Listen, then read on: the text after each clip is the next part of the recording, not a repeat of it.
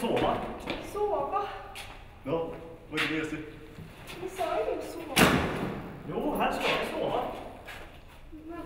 Alltså, vill du vara någonstans eller inte? Jo, men... Ja, men då så. Är du mörkrädd eller?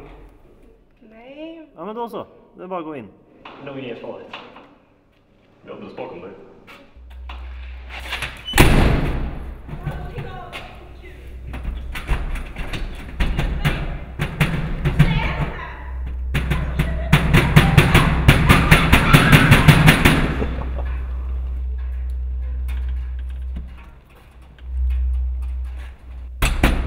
Du kan komma ut nu.